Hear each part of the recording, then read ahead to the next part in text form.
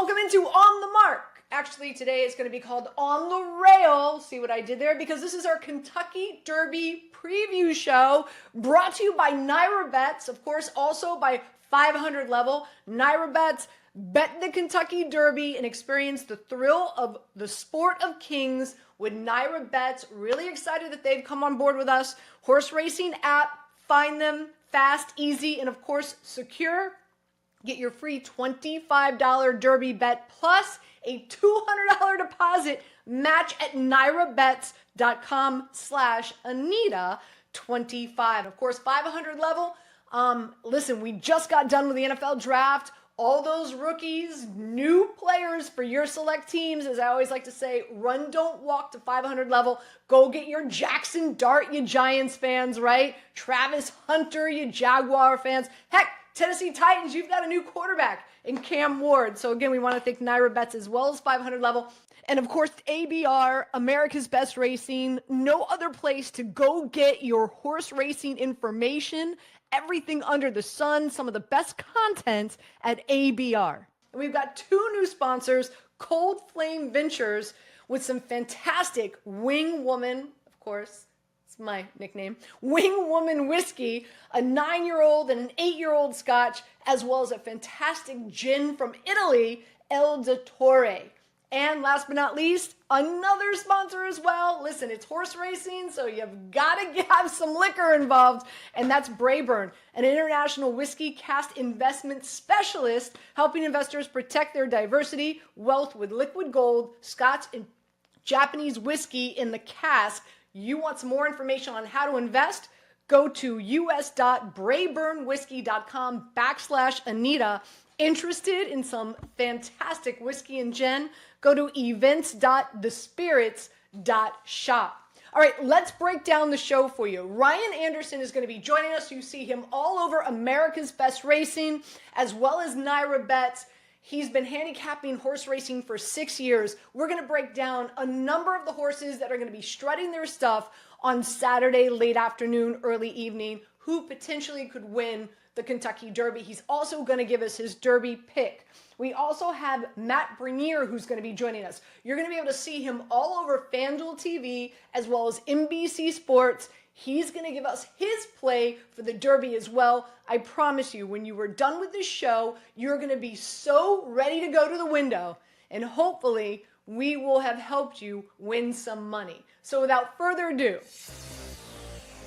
all right, joining us now is Ryan Anderson. He's the host of the Saturday show on ABR, America's Best Racing. He's been handicapping horse racing for about 6 years. Ryan, it is the Super Bowl of horse racing that kicks off the season for a lot of people. Are you ready to rock and roll?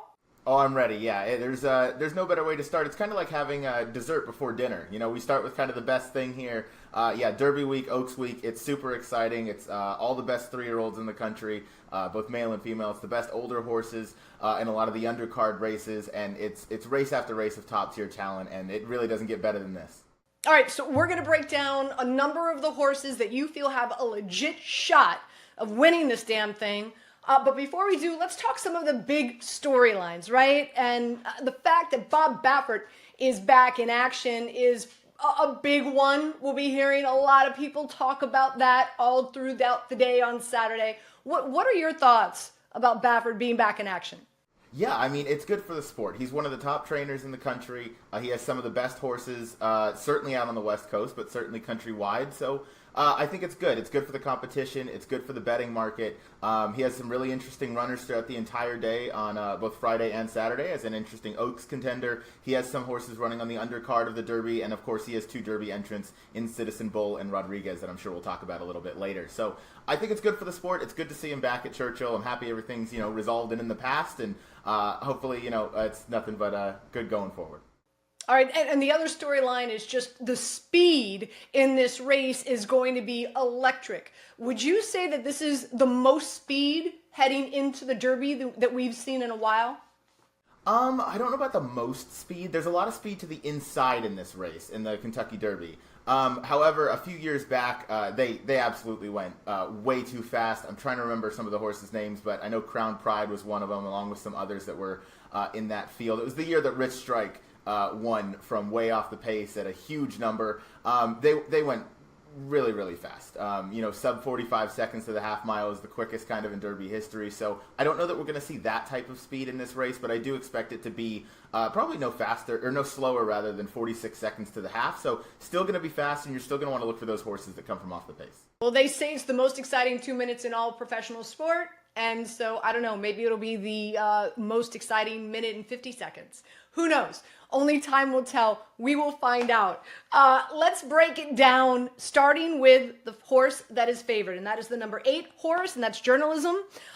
Son of Curlin, have won 4 of 5 and has the pedigree to run all day long.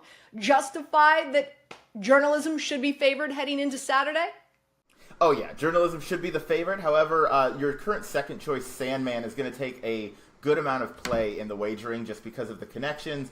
Obviously, being named after the famous Metallica song, Enter Sandman. They have, it's a social media influencer.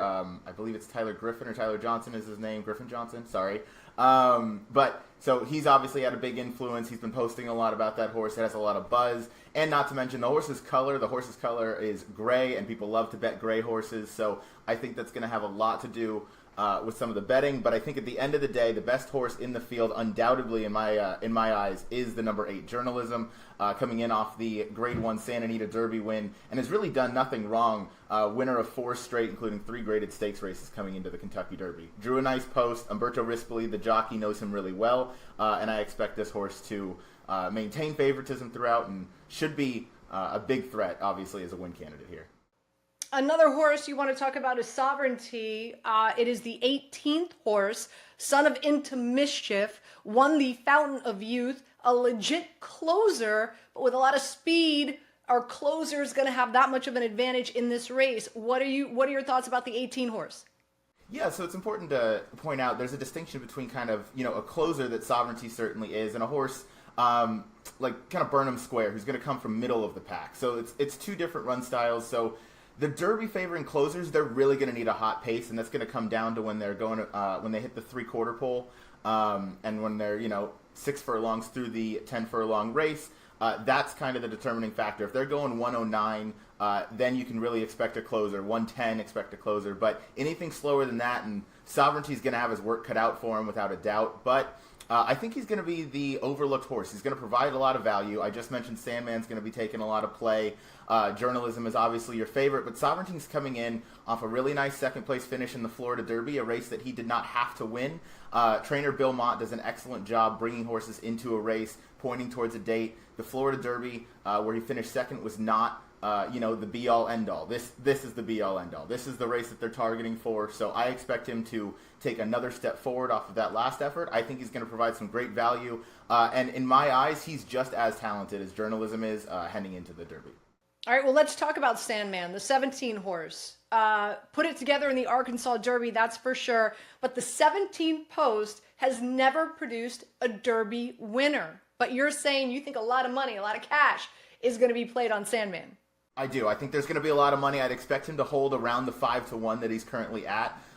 It could possibly go lower, but that would really surprise me. But yeah, you want to talk about a deep closer. Sandman is just that. He's going to need a ton of pace ahead of him, but he does have the public on his side. Again, he's partially owned by a social media influencer who's promoting it, and that's really good for the sport and the brand. So I love to see it. People are going to be excited to see him on track. Obviously, he has a name and a color that people are going to be associated with. But in terms of his specific run style, he's going to be coming. I would expect him to be in 19th or 20th for most of the race, coming from dead last. He's going to really need a pace setup. He's a horse that I would feel confident having in the top 4 somewhere. I don't know about a win candidate, at least for me, because he's going to have just so much work to do, and he's going to have to pass 18 of the best 3-year-olds coming down the Churchill Downs stretch, and that is no easy task. Let's talk about the 10 horse. Son of Curlin has only raced 3 times, but came in second in the Wood Memorial. Yeah, Grande, trained by Todd Pletcher, owned by Rapoli Stables, ridden by Johnny Velasquez. This is an interesting dark horse. Currently a price, I believe, somewhere in the neighborhood of about 25-1. Was 20-1 on the morning line. I think took a little money early. It faded as it stands right now with about 300,000 in the pool or so. But it is a really interesting horse. He's just kind of coming into himself. A horse where we haven't really seen the ceiling. So, it's one of those where if you think this horse has a ton of upside, Todd Pletcher, nobody trains horses to go long on dirt really better than Todd Pletcher does. He's a Hall of Fame trainer for a reason. This horse is bred to love the 1.25 miles. Johnny Velasquez has won the Derby a handful of times, so I certainly think that this is a contender. If you believe that in the Wood Memorial effort, having a wide trip the entire time, running behind a wire-to-wire winner in Rodriguez, I think that would make Grande a very legitimate dark horse candidate to win the whole thing or finish somewhere in the top 4. A lot of people like to wager based on the name of the horse. They look at the program, they see the name of the horse, they're like, I love that name, I'm going to go to the window. Tiztastic has got to be one of those horses, right? It's got the Derby distance and also won the Louisiana Derby. What are your thoughts on the 14 horse? Yeah, a couple notes on Tiztastic. He's the son of Tiz the Law, who is my personal favorite horse. New York bred for Saratoga Stables. He was racing in 2020.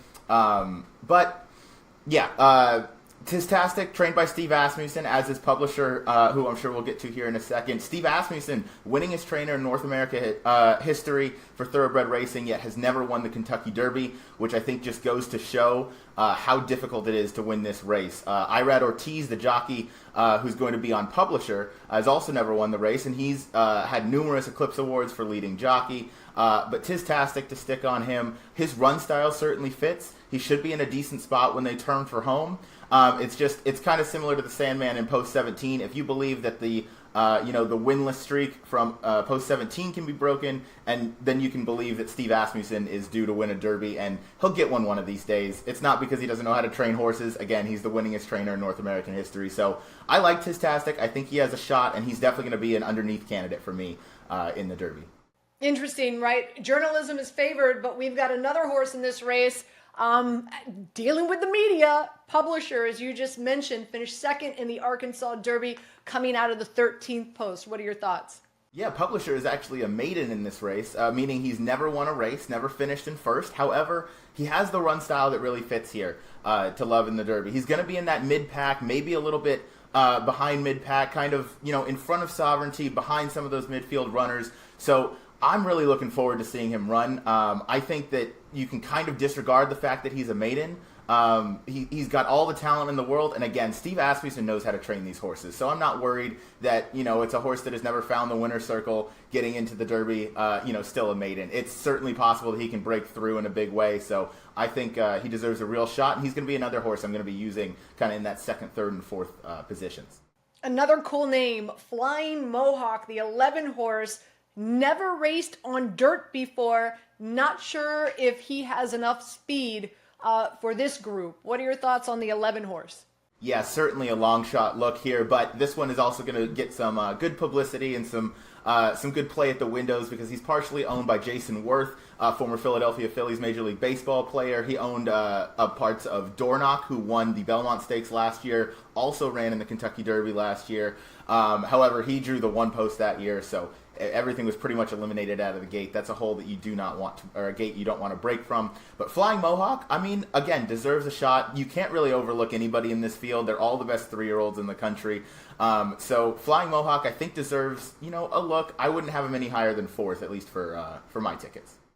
Let's talk about the 9 horse, right? Burnham Square won the Holy Bull Stakes, 4th in the Fountain of Youth, and also very impressive in the Blue Grass Stakes as well. I'm hearing a lot of buzz about the 9 horse. Yeah, well, I'm going to take you guys to the window a little bit later, but this is my top pick in the Derby, and I'll tell you how I'm going to play that. But Burnham Square, I love this horse coming in. He's done all the right things. He's progressed the right way, and more importantly, I don't think we've seen this horse's ceiling and this horse's best effort yet. I was on site the Bluegrass Stakes and I watched him win by a nose over East Avenue, and I almost lost my voice. Obviously, I love watching this horse run. Brian Hernandez is the jockey aboard. He had the magical ride aboard Mystic Dan last year, skimming up the rail. And the way that Burnham Square has been training, the way that Brian Hernandez has been training him, he's been glued to the rail. Hernandez, more importantly, is a jockey that's not scared to try and take that gap if it materializes, or just make the gap himself. So I count on Brian Hernandez and the horse to both work out the right trip. And that's ultimately what it comes down to. You have to have the right jockey and the right horse in order to win this race because, you can be the best horse, but the best horse doesn't always win this. You have to get the right trip, and there's a guy like Brian Hernandez who I trust to do that. The 7-horse, Luxor Cafe, son of American Pharaoh. Of course, we all remember what an exciting season that was. Really just destroyed the competition in the Japanese road to the Derby. Could this be a sleeper horse come Saturday? Absolutely. Luxor Cafe, his races in Japan look very talented.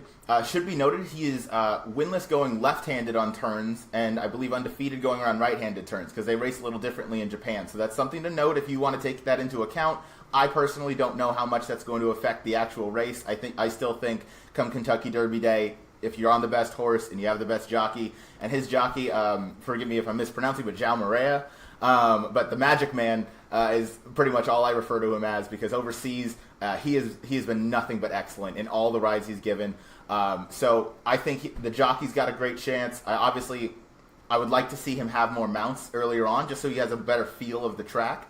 Because I think that's a huge advantage, obviously, if you know how the track's playing and you know what maybe plays faster than others. But at the end of the day, I think Luxor Cafe is coming into this in great condition, and he is going to be sitting kind of off the pace, but not too far back. So he should get the jump on those deep closers.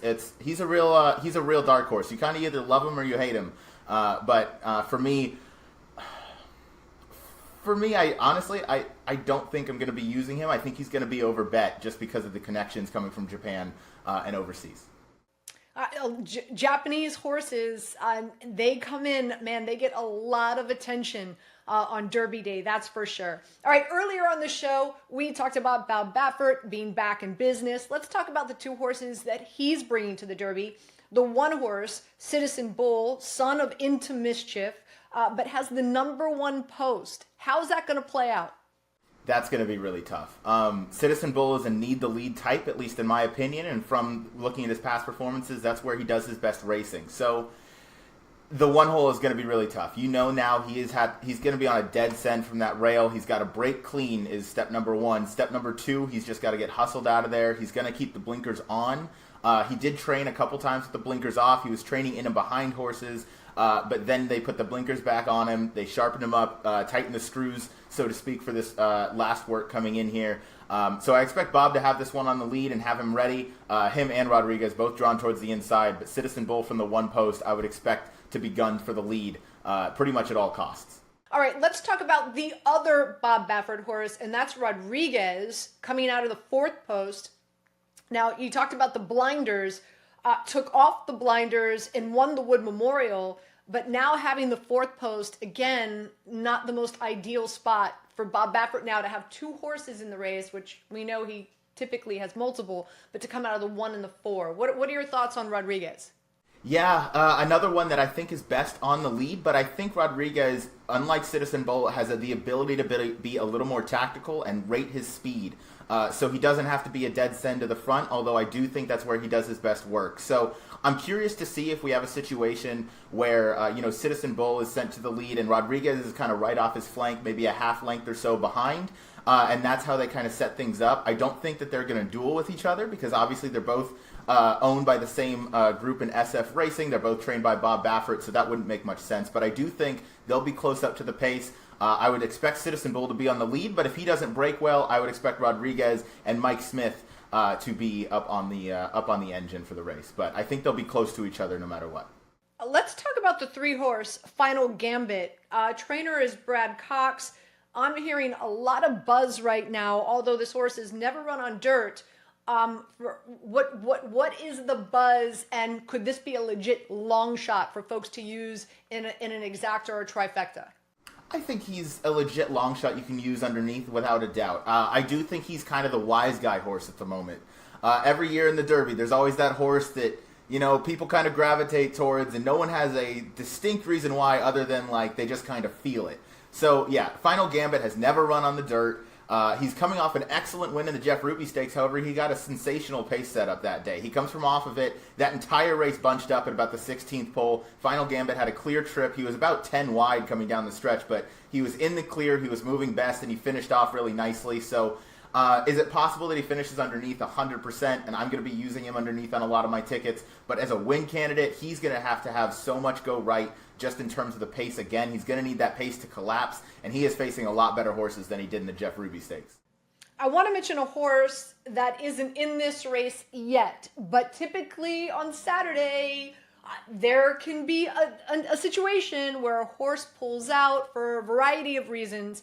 The number 21 horse, Baez, is sitting there. If Baez does get included into this field and does race in the Derby on Saturday, what are your thoughts? Yeah, so he's a really interesting runner.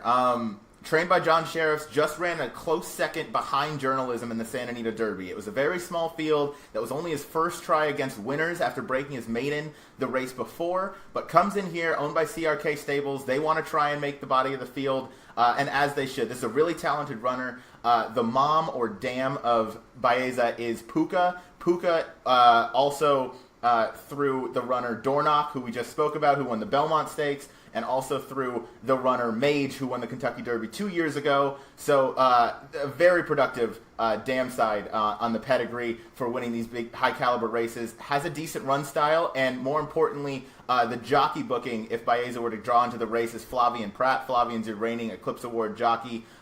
He just set the record for graded stakes wins last year in 2024. He has been sensational, if nothing else, in the Kentucky Derby. I don't believe he's finished worse than sixth more than once in all of his Derby mounts. He's been fantastic, so he's a must-use for me. I don't know if I would use him as a win candidate because I think he's going to get overbet, and he's not going to provide the value that would translate to a good bet, at least in my opinion, but he is very talented. I don't think we've seen the best of him, only coming into his second start against winners. All right. As always, each and every year, and we have the pre-race coverage that we're going to be watching on NBC, and America's Best Racing also does a really great job the week of, like, sharing the stories. And a lot of people do go to the window and wager on horses because their heartstrings have been pulled, right, Ryan?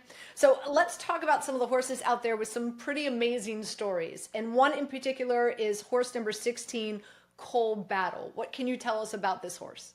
Yeah, Cole Battle he's done nothing wrong. He's been sensational at Oaklawn Park. He's trained by Lonnie Briley as a really small stable. Only 35 starters so far this year, and that's just in all of his horses. So that could be multiple horses. For instance, Cole Battle has had 4 this year. So it's a small stable. It's a small operation. This horse only cost, I believe, $70,000, which is pretty small. It's a drop in the bucket for what a lot of these horses cost. But more importantly, it's just a small operation. It's a trainer who's obviously loves the sport, as they all do, but he has this once in a lifetime type of horse. He's made it in the gate. He's done everything the right way. He has the right kind of run style where he's going to be mid-pack, and he's kind of push button. He's really mature for a 3-year-old. He's handled traffic. He's been able to navigate, and he listens and corresponds to the jockey really, really well. You can tell they have a really good relationship with each other. So this is one I'm really looking forward to running. I might have a small win bet on the side just because I rooted for this horse the entire spring campaign at Oaklawn Park watching him run. So I definitely don't want to get off the bandwagon now. What about Chunk of Gold? Chunk of Gold is very interesting. This is the cheapest horse in the race that's not a homebred. You have horses like Sandman, who cost $1.2 million. Journalism cost over $800,000. Multiple six-figure animals in here. Chunk of Gold costs $2,500, which is less than a bar of gold currently costs. So, yeah, Chunk of Gold, again, just the kind of horse you want to root for. Low-profile connections again, but just it's one of those stories that's going to make great for racing, whether this horse wins or loses. They made it in the gate. The connections of this horse have to be so excited that they made it in the gate in the first Saturday in May. And again, anything can happen in this race. It's known for its chaos. It's known for producing wild outcomes. So, if you're in the gate at post time, you have a shot. And one horse outside of the Derby is Torpedo Anna. I know you wanted to talk about this horse. What's so special? What's so unique? What's the story there?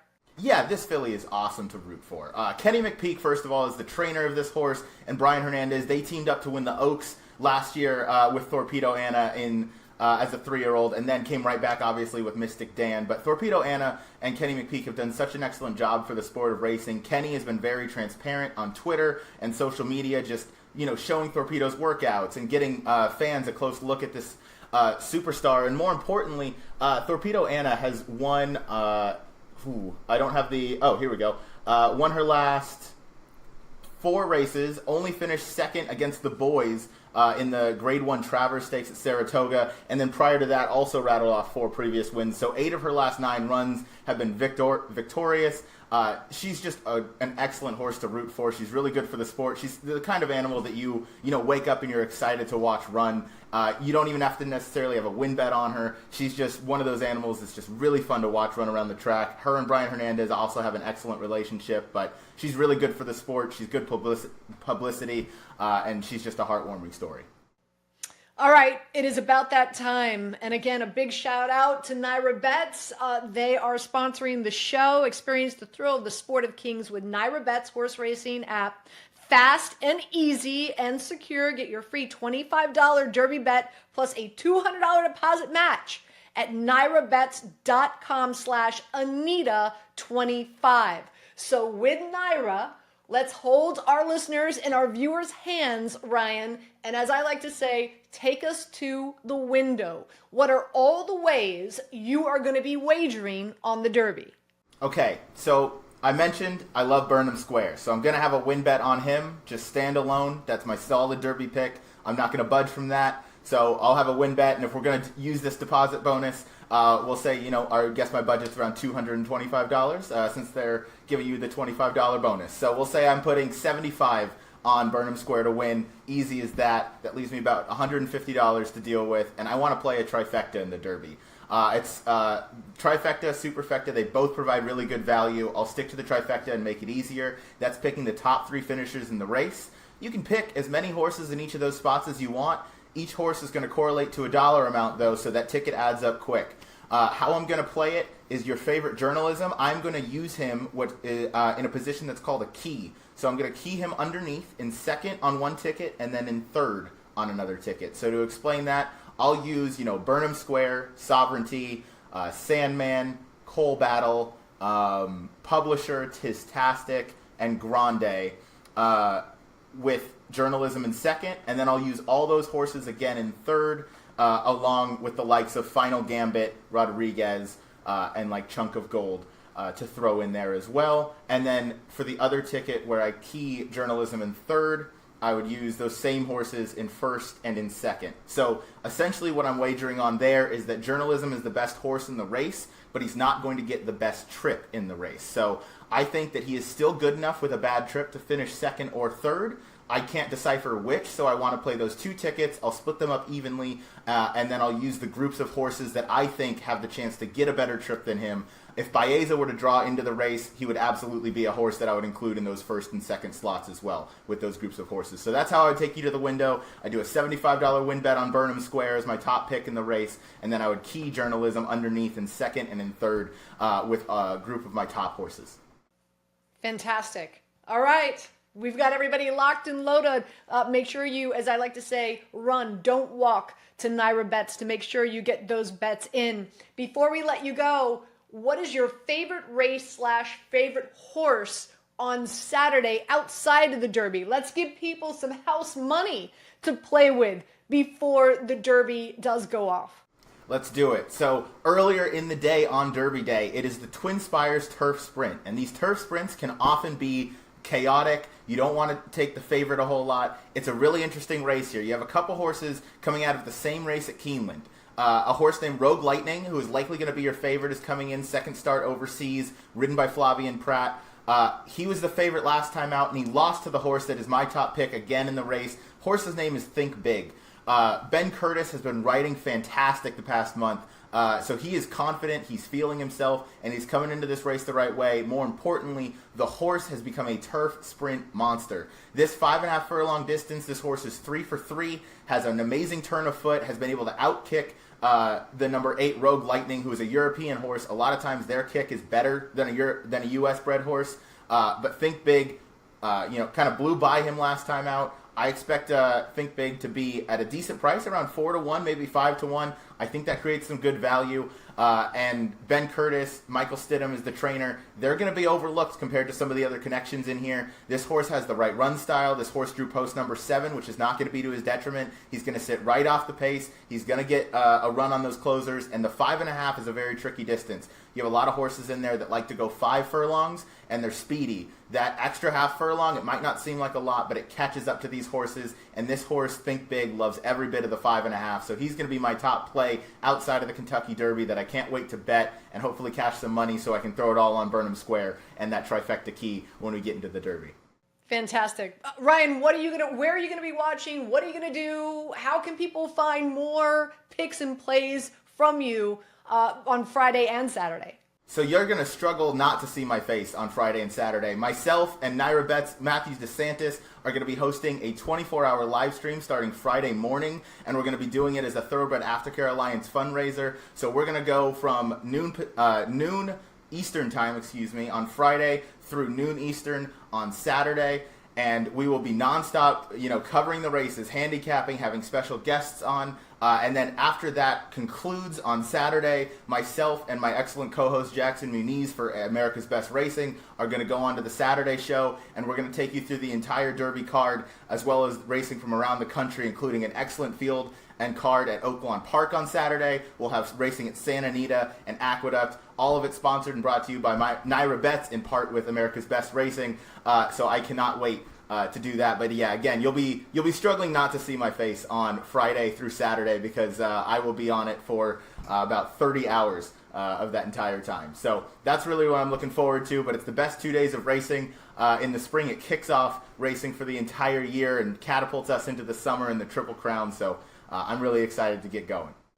Ryan, thank you so much for joining us and making us all that much more intelligent as we head into the Kentucky Derby on Saturday. Thank you, my friend. Thank you, Anita. This is awesome.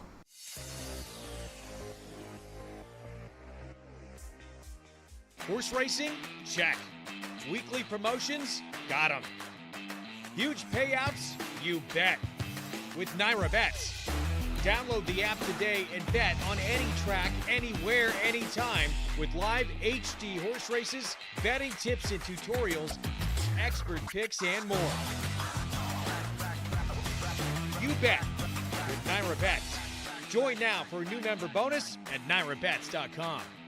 I tell you, what an exciting time, the Kentucky Derby, and you have to go to NYRA Bets to experience the adrenaline-pumping, suspense-filled action of the Sport of Kings with the NYRA Bets horse racing app. Bet the 151st Kentucky Derby and join smart bettors across America. Watch the races unfold and cheer your picks to victory. It's fast, easy, and more importantly, secure. Get your free $25 Derby bet plus a $200 deposit match for new members at nyrabets.com/Anita25.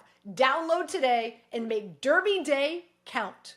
And of course, ABR, America's Best Racing, no other place to go get your horse racing information, everything under the sun, some of the best content at ABR. Also want to give a shout out to 500 level iconic original graphic tees. 500 level live like a legend. 500 level immortalizes the legends of the game with iconic original graphic tees. Custom t-shirts typically print next business day and ship directly to your home. Sign up for fan points and begin earning on every purchase. Major League Baseball, MLS, NBA, NHL. They even have UFC and WWE. And again, the draft just happened. You want to get your rookie t-shirt from the team you cheer for? Run, don't walk. Shop 500level.com now and get this. Use my code MARKS20 for 20% off. 500 level, live like a legend. We also want to give a shout out to new sponsors of the program.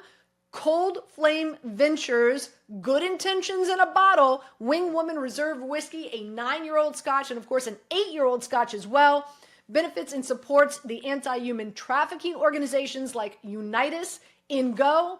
The 8-year-old whiskey was the finalist at the 2023 Scottish Whiskey Awards, and a gin as well. El Dottore Gin, a sippable Italian gin that benefits and supports autism causes, specifically Sophia's Mission in New Jersey. Both brands are available at events, thespirits.shop.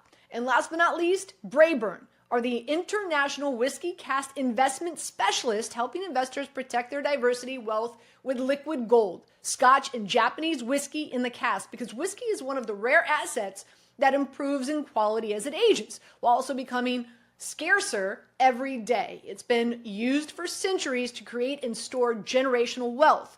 Whiskey cask investment is simple. Work with experts like Brayburn to buy quality whiskey at a fair value, allow it to age for at least a few years in government bonded warehouses in Scotland or Japan as required by law. And then Brayburn can help you sell your cask to monetize whenever you're ready.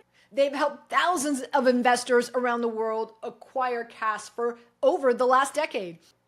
Investors or whiskey aficionados at all levels who are curious to learn more are encouraged to scan the QR code. Podcast listeners who apply with the code can take advantage of a 5% bonus on new make whiskey. Head to us.brayburnwhiskey.com/Anita. All right, there's another special guest joining us on the program, and that's Matt Bernier. You can see him all over FanDuel TV as well as NBC Sports. So, Matt, great to have you on board. The Kentucky Derby, of course, Triple Crown always starts out with the Super Bowl of racing, and it's going to be a fun one. As we know, journalism is favored. My question to you is rightfully so. Do you feel this is the best horse in the race on Saturday? Really, no question about it, Anita. Coming into this year's Derby, you could make the argument that journalism is a better favorite than any favorite we've seen really in the better part of 5 or 10 years. He kind of stacks up with the likes of California Chrome, American Pharoah, who went on to win Triple Crown, as well as Justify, who did the exact same thing, go on to win the Triple Crown. He has two Beyer speed figures, which are the numbers we use to basically decide and tell how fast or slow any given horse is. He has two numbers coming into this race that are faster than anyone else in this field. So he does sort of stand out head and shoulders above the rest. Doesn't necessarily mean you should bet him. He's likely to be in that 3-1 range, but he is a very deserving favorite on Saturday. All right. Now, I'm hearing the pace of this race is going to be insanely fast. Agree or disagree with that? And also, do you feel that this is the fastest field we have seen in some time? I think a lot of it has to do with dynamics. We talk about the post position draw, 20 horses. Where is everyone going to be slotted as far as the start is concerned? And to the detriment of the other speed horses, the majority of the speed is to the inside. Bob Baffert coming in from California, he has two of the main speed threats, Citizen Bull from post 1 and Rodriguez from post 4. But then you've got other very fast horses like East Avenue, who's going to break from post position 12. American Promise, the 5 horse, is not a slow horse early on either. And Owen Almighty, who's mired out in the 20 hole, he kind of has one way to go. Otherwise, you're going to be hung 6 wide into the first turn. So I think this is going to be a very, very fast pace early on. I would expect a half mile in that 46-second range, which if that does end up happening, I think it's going to end up being sort of destructive to the horses that are on the front end. It's really going to compromise their chances, possibly to set up for a horse like Journalism, or maybe even the horses farther back than that. All right. So with that being said, I find it fascinating, right? How you handicap races based on speed. Is the horse a closer? What post they come out of. So now that that's all been revealed, who benefits? What horse is going to benefit from this being a fast-paced race? I would say there are 3 main winners of the fast-paced situation. You have 2 horses in Sovereignty and Sandman who are drawn toward the outside. They've both run very well going longer distances. This race at 1.25 miles won't be an issue for them, but they're not blessed with natural early speed. So the faster early on, the better for them. The same can be said about a horse that I'm interested in. That's Burnham Square, who he is not a fast horse early on by any stretch of the imagination. But he is a horse that it seems like he will run all day long. If you gave him 10 miles, he'd just keep going. It doesn't seem like there's any bottom to this horse. He will just continue to run and give you everything he's got. So he's another one that the faster early, the better for him. The other thing that separates him from maybe a couple of the other horses in here, Anita, that interests me the most, Burnham Square's run very well at Churchill Downs. He did so as a 2-year-old, and that was before they put some equipment on him called blinkers, a little bit of headgear that gets him to focus a little bit more. Churchill Downs, it shouldn't just be a given or an expectation that horses are going to handle the dirt track. So if you have a horse that you like coming into the race that's already proven themselves over the dirt here in Louisville, that's a major feather in their cap. It's one less thing that you have to worry about the first Saturday in May. All right. Well, with NYRA Bets, that's the way that you want to wager on the Kentucky Derby. Their app is easy, secure, and get your free $25 Derby bet plus a $200 deposit match at nyrabets.com/Anita25. So with that being said, Matt, hold my hand, take me to the window, as I like to say. How are you wagering on the Kentucky Derby? Well, if the early wagering is any indication, I should get a fair enough price just to bet Burnham Square to win. That would be one of the first things that I would do. Currently, as we're recording this, he's probably in that 22 to 1 range. I think he's going to come down from that. He's probably going to be closer to 15 to 1 by post time. I'm not opposed to an exacta box in a situation like this. I wouldn't normally recommend that. I think long-term boxes are a long way to lose because you're effectively guaranteeing one of your bets is a loser. But a box, simply put, if you run 1-2 either way for the horses that you use, you're going to cash. I would use Burnham Square and journalism in here, acknowledging that while I like Burnham Square and I think I'm going to get an overlaid price on him, journalism is strictly the horse to beat in here. I don't think the pace scenario is a problem for him, and he's handled himself very professionally in the mornings here. So those are going to be the two big bets for me, just as far as the race itself is concerned. Burnham Square and a box there with journalism and Burnham Square. But I'm also going to hopefully wrap up some other bets, whether they're pick threes, pick fours, pick fives, in the Burnham Square, just because I think that inflated value that he's going to offer here on Saturday afternoon, you're probably never going to get it again. Take advantage of it in this big field.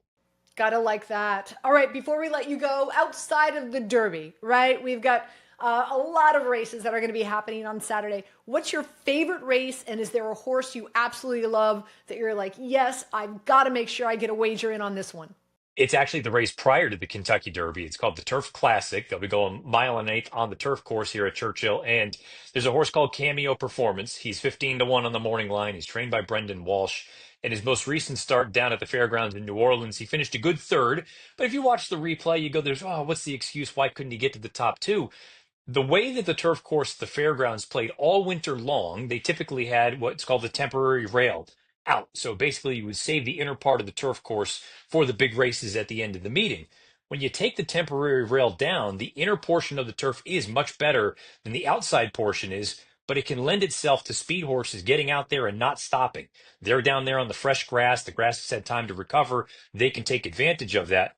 Why I like Cameo Performance, he finished a good third closing into the pace, but he was out on that worst part of the turf course. He's going to be dealing with a fresh turf here at Churchill Downs. It seems like there's plenty of pace signed on, and he's going to be a big number here. I expect every bit of the morning line for Cameo Performance. Look for him late. He'll be rolling from the back of the pack, and that's going to be another bet that I make there, Anita. We'll play a Cameo Performance into Burnham Square daily double.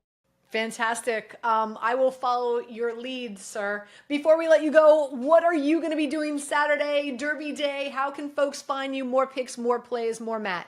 All day long, USA Network will kick things off, but then we'll pivot over to NBC, I believe 2 o'clock or 2:30, one of the two. Check your local listings, but we'll take you right on through the 151st Kentucky Derby. We'll wrap things up about 7:30 on the East Coast.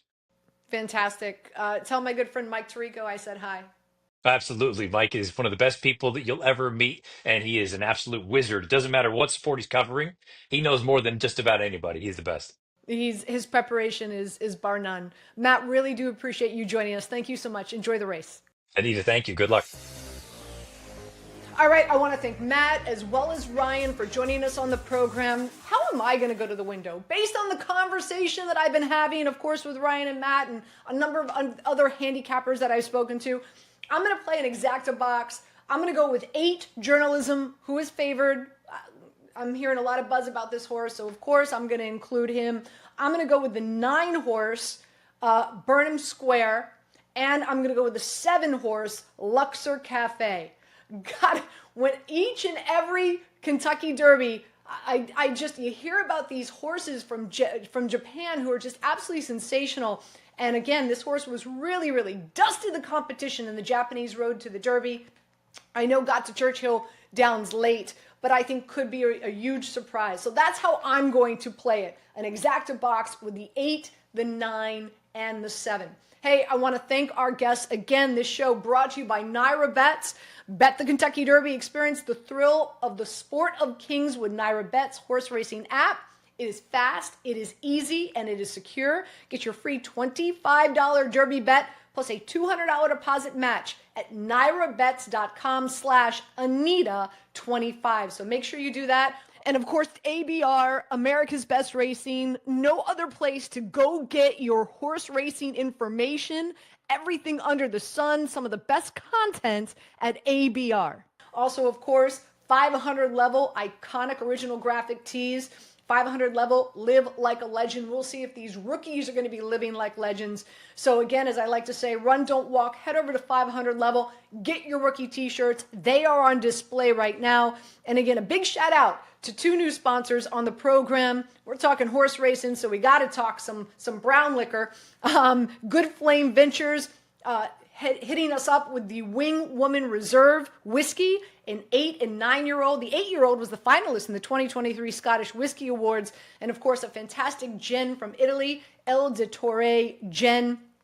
You want to purchase these, head to events.thespirits.shop. And Brayburn, which is an international whiskey cask investment specialist group, helping investors protect and diversify wealth with liquid gold, Scotch and Japanese whiskey in the cask. So make sure you head over to us.brayburnwhiskey.com/Anita to find out more information. Everybody, thank you so much for tuning in. Really do appreciate it. Good luck at the Derby, and hopefully we will have helped you win some money.